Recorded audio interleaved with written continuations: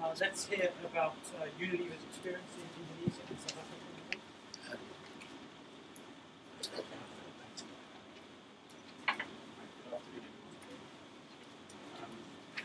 Before I start talking, I'm going to talk a bit about these two reports. One of them is this report by Anglo American, which is I'm going to euphemistically refer to as the Oxfam Indonesia report. And the second one is another study which has already been cited, which is by Professor Miguel Veiga-Pestana, who is Professor of Sustainable Development at INSEAD Business School. And it's a report that was published last year in this footprint in South Africa. I didn't bring lots of pictures of this report with me because they're all on our website. And so I encourage anyone who wants to see these or have access to them, please simply go on the unilever.com website. You can download the PDF files and summaries, which are even better because it's about 3 pages long. So, firstly, thank you for the opportunity to come and talk to you. I'm approaching this in a slightly different way because I'm going to try and talk a bit about the practical aspects of doing the two studies, and also a little bit about how we're trying to sort of use some of the findings and some of the learnings, not just at the local level, because of course these reports are specific to one country and so tend to be of relevance to the national management of those countries which are located, but more broadly about some of the things that's then done at a corporate level, what some of the learnings have been that we're applying within our business strategy within Unilever. A couple of words about Unilever, because some of you, I hope all of you know a little bit about who we are, but I always find people don't know everything. So the first thing to say is that we're a home and personal care products company. So we have what we call fast-moving consumer goods. We have 400 brands globally. Most of those brands are well-known household brands. Here in the UK, you might be familiar with brands like Dove or Domestos or Coleman's or Ben & Jerry's or Signal toothpaste or Knorr or Hellman's, brands like that. And we also have operations in about 120 countries around the world. A bit like Anglo, we have roughly now about 50% of our business is now in developing countries, and actually the majority of our supply chains, because about 50% of our global supply chains are raw materials from agriculture, more than about 70% of those are coming from developing countries, and also we have our largest number of employees in developing markets. So actually our footprint in developing and emerging markets is growing and more and more significant for us. So what am I going to do? I mean, I think I started from the standpoint of there's a big debate always about is FDI good for development, and we have, we've accepted in a way that it is, but actually the genesis for one of the reasons why we had the initial work done with the collaboration with Oxfam and Novit was in a way to test some of the assumptions, some of the discussions that were taking place around the role of a multinational in the context of FDI. And the second thing I would then like to talk a bit about is the approach that we've taken in both cases. They're not completely the same, and in fact you have already, in your introductory comments, made a distinction between the two approaches, and I think that's valid. I'll share with you very quickly some of the results. I don't want to dwell on that too long, because obviously those are all in the reports and you can access those. But I think what I'd like to spend a bit more time in the concluding section is just to talk a bit about the so what do we do with Unilever, the impact of this on doing the outputs of this work.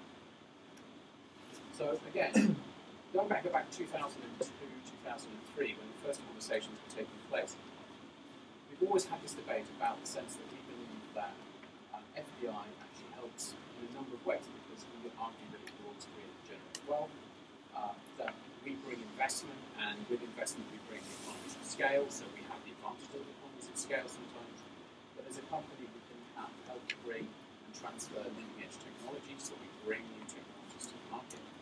We talk about the fact that we can help to improve standards, sometimes that might be environmental standards or employment standards, that we facilitate training and we improve overall business practices in the countries in which we operate. And also, we've talked traditionally about the fact that we think, as a fast-moving consumer goods business, that we can contribute positively to consumer welfare. On the opposite side, when we had that debate, sometimes there was a sense that perhaps multinationals could be deemed to be more exploitative, particularly in relation to the repatriation of the wealth it generates. So how does the wealth that you generate, where does it go, who has the benefits of that? The sense that it increases poverty, particularly when we dialogued with Oxfam, the perception about the value chain. This was one of the critical tests of the debate that we had, which is how did this impact on total value chain? And where was the benefit that we felt was there in terms of generating wealth? Who really was benefiting from that wealth? The third argument often one hears is the debate about how your presence actually perhaps transfers some form of pollution, or that you've adapted, you actually apply different standards in the way that you operate in different markets. And lastly, we often hear discussions about how it is that our presence actually had an impact on encouraging poor practices, potentially in particular areas such things as corruption. So actually this was one of the genesis for the debates that we were having internally as a company, because actually our proof points, we didn't really have proof points. Going back to 2002 to 2003, we all felt that we had a sense of some positive indicators as a company, but we hadn't ever done any sort of robust test of that. And at the time, we were also, as a business, trying to understand what our responsibilities were under the Millennium Development Goals. And this was also just post the Johannesburg Summit, so in terms of the Sustainable Development ambitions that Unilever would have. We were also looking to find and identify ways in which, as a company, we could make some sort of long-term contribution to poverty alleviation, and how we could reflect that in our business strategy. So there was a willingness and a desire on Unilever's part to have that to gather that insight, and I think there was a desire also on the part of Oxfam to encourage a company like Unilever to look within itself to see what it could do as a company to address the issue of poverty and poverty alleviation within its business. That was really how we started and why we did the initial report. And I think we've now done a second report, as I mentioned earlier. And that is that for us, that INSEAD report is a build on the Anglo American study. It also, we decided to do it in South Africa principally because it moves into another continent, so we can now do some comparative analysis between a business in Indonesia, so in Asia, and a business in Africa. We start to see whether there are any parallels, any learnings as a result of that. And also, in Indonesia, we have a very significant presence, and the same is also true of our business in South Africa. So we have two companies that have a long-standing presence on the markets and were therefore viewed as comparable. And the third thing is that we very much came to the view that there was very little empirical research available, but there was still very little data that was suitable for use. Particularly, that was one of the things that Catalan brought to the trials. They said, exactly as your quote at the outset, we have lots of data, but we don't have an empirically based amount of research. So we actually worked with him to try and apply a more sort of academically rigorous methodology for assessing our footprint. And importantly for us, we built in more evaluations of our social and environmental practices in South Africa within that framework. So we actually did look at it more broadly. So if I go back to the Indonesia report, what did we actually try and do? What were the main areas of analysis? We actually looked at very strangely. My colleagues have gone into some sort of why, but never mind. We looked at four things, and all number one, except the first one. We looked at that's the most important one. We looked at macroeconomic impacts of our business in Indonesia. We wanted to understand what the employment impacts of our presence there were. We wanted to do an initial evaluation of our value chain, so looking right across from initial supply right through distribution, particularly to us in terms of consumers.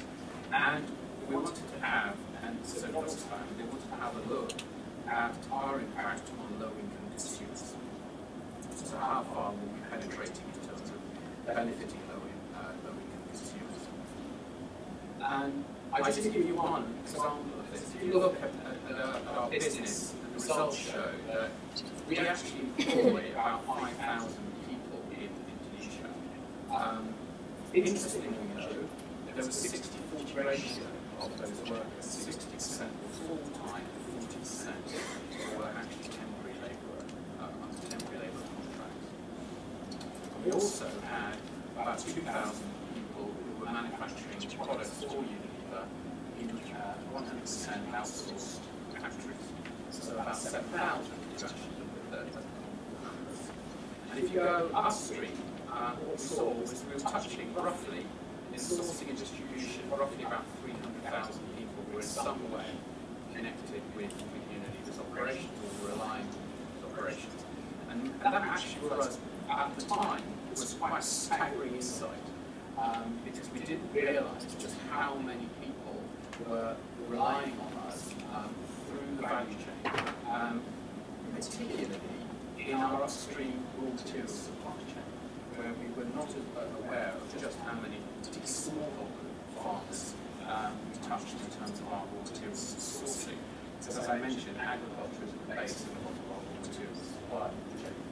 Downstream is distribution, it's principally small shops, small retailers, small outlets. And again, if you look at that, it's about 1.8 billion people which is quite a significant contribution. Also, this chart was shown earlier in the presentation.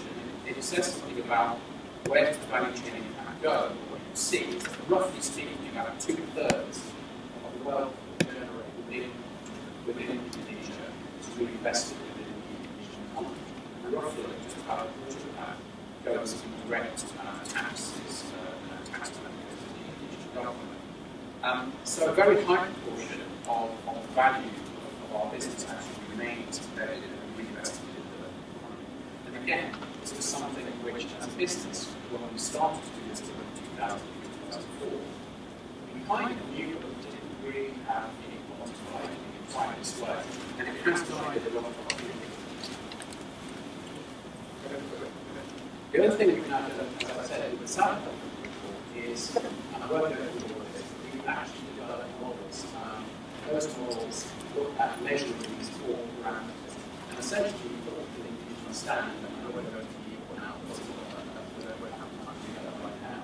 But what we started to do is we started to price and try to put value on not only on our economic wealth generation, but some of our social wealth generation as a business. And important for us as well, on this occasion, what we also did is we used third parties. We actually created an independent review body for the research, so we actually got third party validation, and we did stakeholder outreach to a number of other stakeholders as a formal part of the process, and tried to ensure the views they gave us, the feedback they gave us, are all cited in the final report. So again, that's very important, because one of the criticisms before that was made in the slides earlier was that it can be rather narrow, but what we actually deliberately set out to do was to broaden the net of those that we engaged in giving feedback on the humans. And as it's been said, if you look at the impact we have as a business in South Africa, it's roughly about 8.5 billion rand in terms of our total impact. And again, a very, very high proportion of that is reinvested in our supply chain. You can see just capacity. But if you then look at the total tax revenue, as has been said earlier, we're just under 1% of GDP. So it means that as a business, our footprint as grows society. And that means that there is a stake in our long-term presence and investment and ongoing investment in South African economy. It's critical to South Africa's long-term well-being. And again, we use a multiplier, and within that multiplier, you can see that of the roughly, there's a 24 times multiplier in terms of the total number of jobs that Unilever creates through its presence in the South African market. And what we also saw, a very important, this is quite critical for South Africa, is the breakdown of the employee base that we have. And what that has led us to do is significantly strengthen our investment in black empowerment within our workforce. This is again something we kind of knew, but we didn't quantify it as well until we did the work that we did.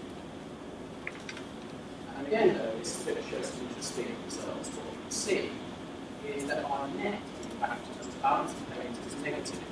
And principally because we rely increasingly on the imported raw materials within our supply chain.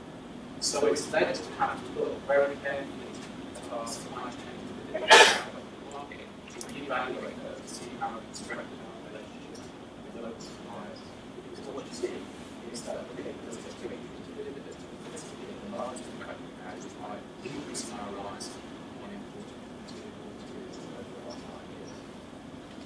This is also something else we did. We developed what we call the social investment indicator, and roughly about 3.2% of Unilever's profits after tax are invested in a number of different programs or projects which have a social value associated with them, and which make a really contribution to wider society benefits. What you can see is that these were fairly reaching in terms of the spread that we had with the grid. So Ethan touched on in his report made a series of recommendations to Unilever.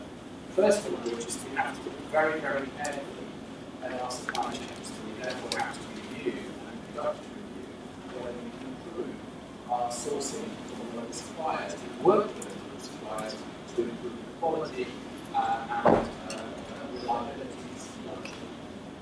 He urged us to really look again at our scalability of our CSI initiatives, that we felt we were too broad spread, which focused specifically in the areas of education and skilling. And also, we felt that there was a strong need for us to maintain a positive pro-FDI dialogue with the South African government using our footprint as a basis for that dialogue. What you see is our business actually starting now to adapt 5 or 6 key learnings which is reflected in its business strategy. So through 2008 through 2010, 5 or 6 key initiatives have been developed in response to the findings of that report within the business plan of South African companies. What we're trying to do with this is within the Unilever business, what we're trying to do with these 2 studies. By the way, we've got a 3rd one which has just been done for Vietnam, and a 4th one we're looking at for Brazil. So in the next 2 years, we'll probably have more comparative research material available to share. But certainly 2 things that have happened. First is at the corporate level, it's started to drive 2 or 3 key areas of focus, and I'll pick up on those in a minute.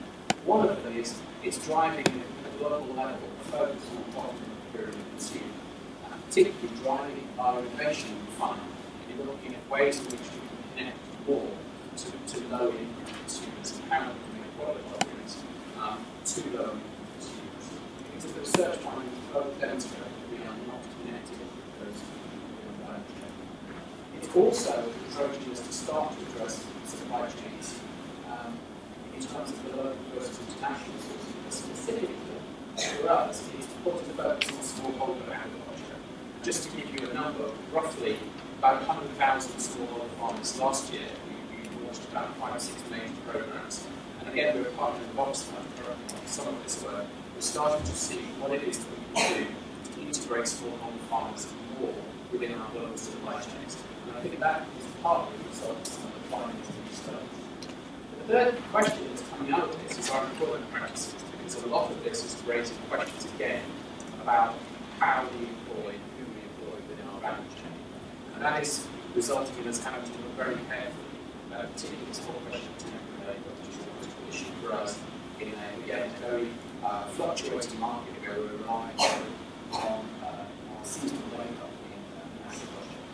And the last thing I think that's enabled us to do at Unilever is actually have a bit more of an open and fact-based debate around the role of value of multinational. And essentially that's one of the raison d'etres of the